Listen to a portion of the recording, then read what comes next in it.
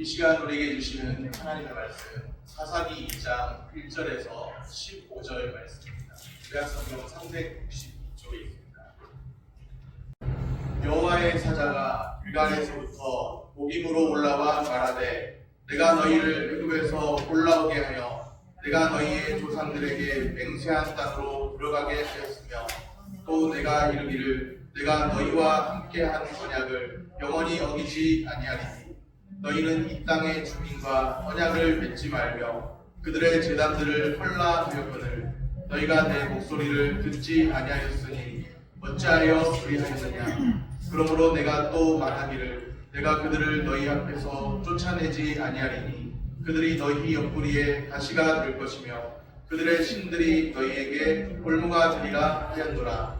여호와의 사자가 이스라엘 모든 자손에게 이 말씀을 이르매 백성이 소리를 높여 듣는지라. 그러므로 그곳을 이름하여 복임이라고 하고 그들이 거기서 여호와께 제사를 드렸더라. 전에 여호수아가 백성을 보내매 이스라엘 자손이 각기 그들의 기업으로 가서 땅을 차지하였고 백성이 여호수아가 사는 날 동안과 여호수아 뒤에 생존한 장로들 곧 여호와께서 이스라엘을 위하여 행하신 모든 큰 일을 본 자들이 사는 날 동안에 여호와를 섬겼더라.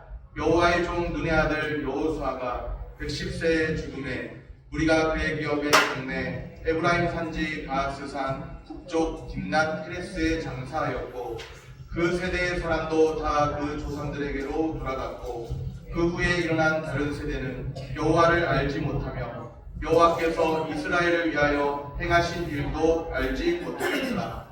이스라엘 자손이 여호와의 목전에 악을 행하여 바알들을 섬기며 애굽 땅에서 그들을 인도하여 내신 그들의 조상들의 하나님 여호와를 버리고 다른 신들 곧 그들의 주위에 있는 백성의 신들을 따라 그들에게 절하여 여호와를 진노하시게 하였으되 곧 그들이 여호와를 버리고 바알과 아스타롯을 섬겼으므로 여호와께서 이스라엘에게 진노하사 노력하는 자의 손에 넘겨주사 그들이 노략을 당하게 하시며 또 주위에 있는 모든 대적의 손에 팔아 넘기심에 그들이 다시는 대적을 당하지 못하였으며 그들이 어디로 가든지 여호와의 손이 그들에게 재앙을 내리시니 곧 여호와께서 말씀하신 것과 같고 여호와께서 그들에게 맹세하신 것과 같아서 그들의 괴로움이 심하였더라. 아멘. 샬롬. 주님의 평안이 함께하기를 소원합니다. 오늘 말씀에 나오는 다른 세대의 출현을 나름 제가 표현해 봤습니다. 제목, 다른 세대의 출현. 여호와의 사자가 말씀 전할 때 우는 자들이 있어 복임이라 하였네. 패역한 백성이 큰 소리로 울어도 후회한들 이미 때는 늦으리 주의 목소리를 듣지 아니하였다 하시며 어찌하여 그리하였느냐 말씀하실 그때 약속의 땅에서 잔치 같아야 할 삶이 옆구리를 찌르는 가시와 올무가 되니 다른 세대에 일어나 주님을 알지 못하고 주님이 행하신 일도 알지 못하리라. 아멘 안 하셔도 되는데 이거 아멘 하실 것 같아요. 말씀만 아멘 하십니다. 여호와의 사자가 말씀합니다. 2절 3절 말씀입니다. 너희는 이 땅의 주민과 언약을 맺지 말며 그들의 제단들을 헐라하였거늘 너희가 내 목소리를 듣지 아니하였으니 어찌하여 그리하였느냐. 그러므로 내가 또 말하기를 내가 그들을 너희 앞에서 쫓아내지 아니하리니 그들이 너희 옆구리에 가시가 될 것이며 그들의 신들이 너희에게 꿀무가 되리라 하였노라. 이때는 아멘 하셔야 되죠. 여호와의 사자의 말씀. 아멘이시죠? 여호와의 사자의 말씀은 곧 여호와의 말씀입니다. 너희가 내 목소리를 듣지 아니하였으니 어찌하여 그리하였느냐. 그들을 너희 앞에서 쫓아내지 아니하리라 말씀하십니다. 여호와의 사자는 가나안 족속이 남겨둔 그 가나안 족속이 이스라엘에게 가시가 될 것이라 말씀합니다. 옆구리를 찌르는 가시가 가나안 족속이 섬기는 신들이 이스라엘의 올무가 될 것입니다. 올무는 덫, 함정과 같은 것입니다. 왜 가시와 이런 올무가 주어졌을까요?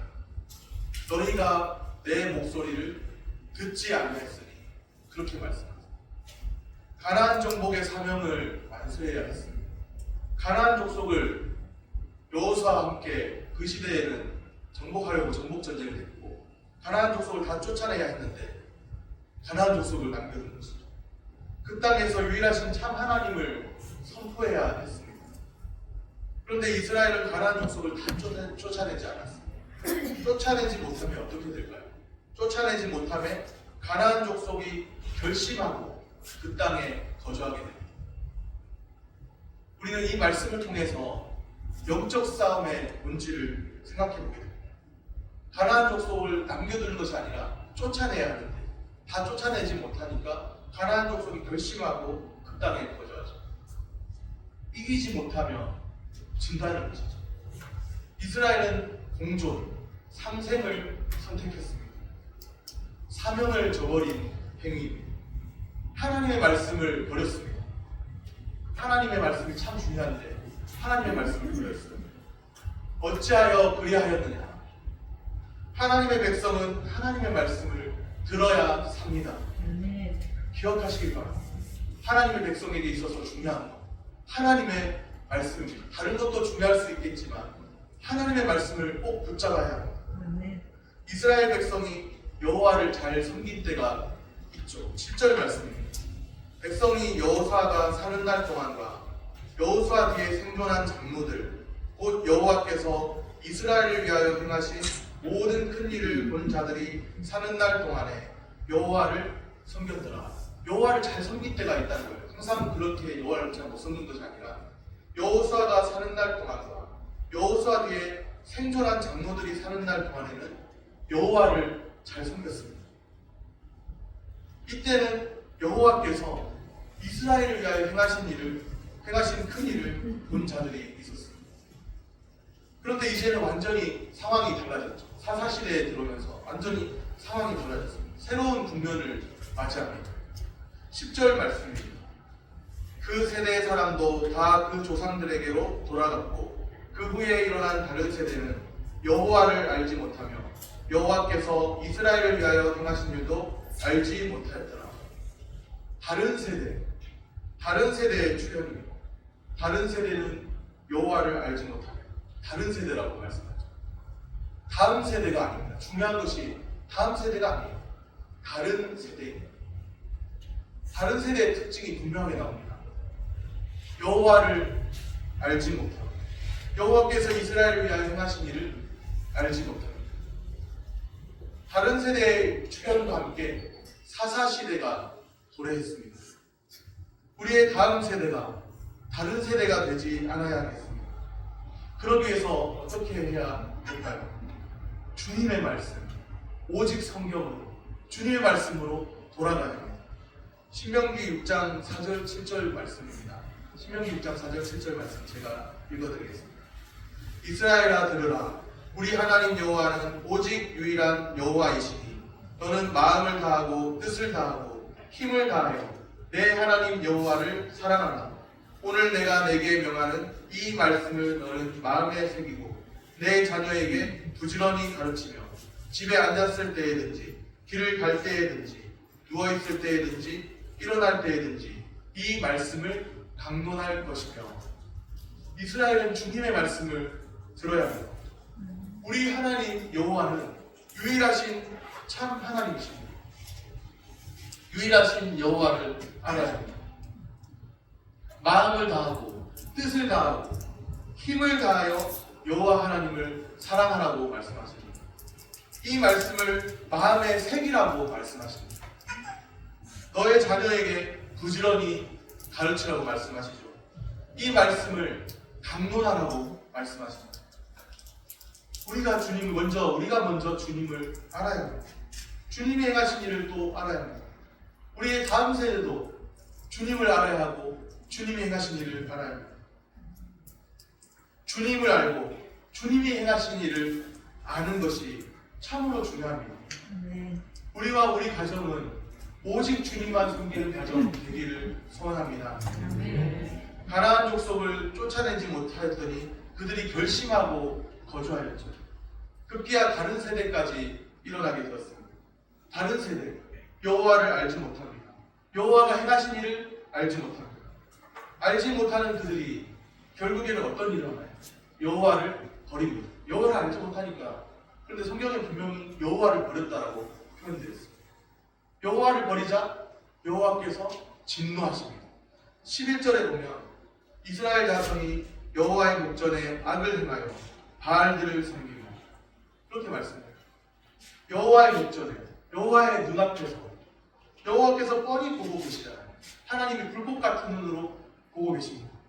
그런데도 하나님의 존재를 있는 듯 없는 듯 취급해버립니다.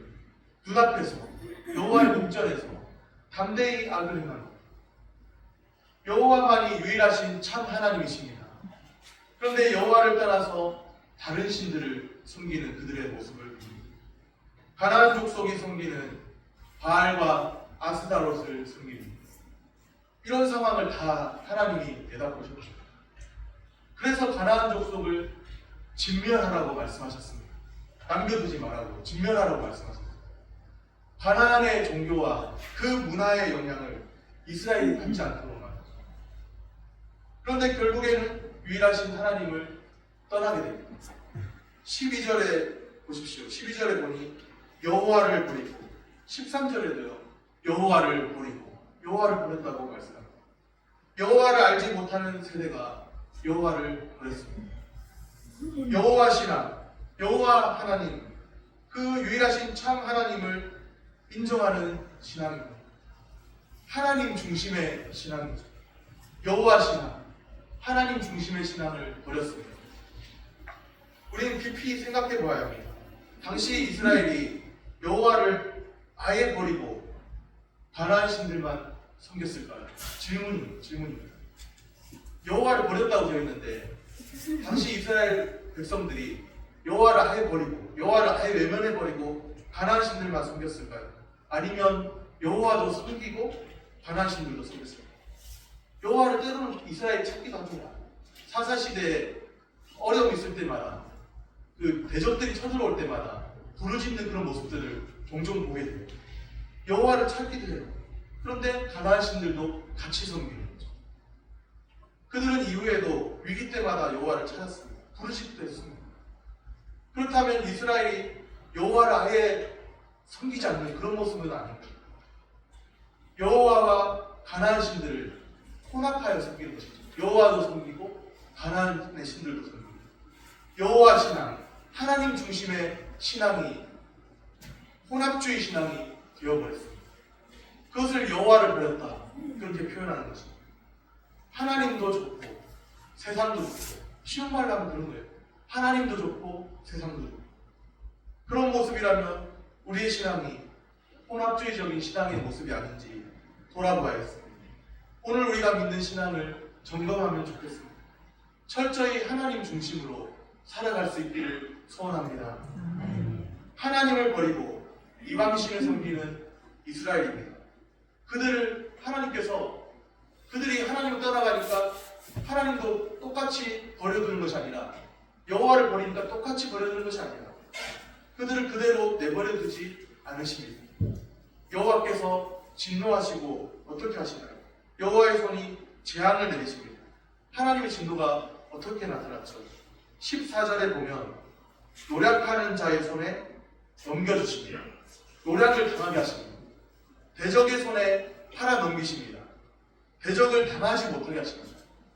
여호수아 때에는 그래도 대적들과 싸워서 이기고 가나안을 정복하고 그런 일들이 있었는데 이제는 사사시대에 오게 되면 대적을 당해내지 못하는 그런 때가 온 거예요.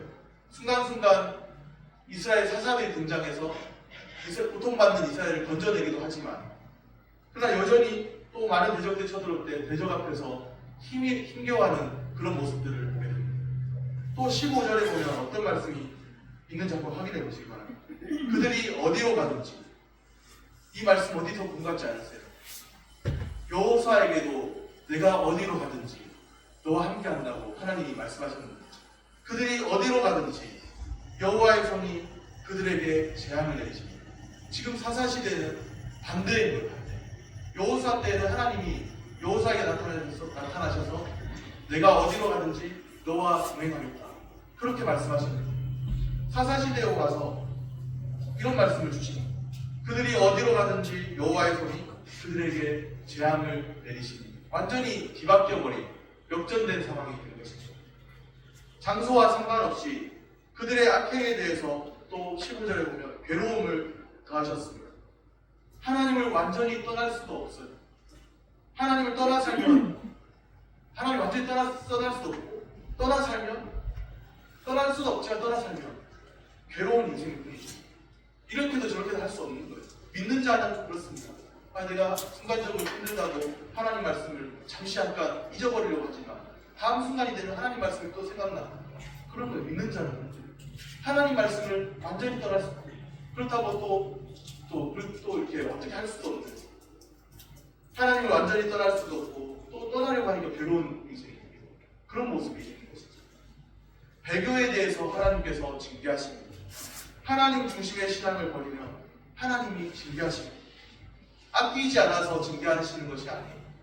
자기 백성들이라 하나님의 백성들이라 아끼지 않아서 그냥 징계하시는 것이 아니에요. 완전히 세상 사람들을 심판하는 것과 똑같은 그런 모습이 아닙니다. 돌아오라는 사인으로 징계하십니다. 하나님의 징계, 돌아오라는 사인, 징계하시는 하나님을 보아야 합니다. 기억하시길 바랍니다.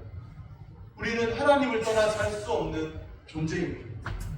하나님을 떠나 살 수 없습니다.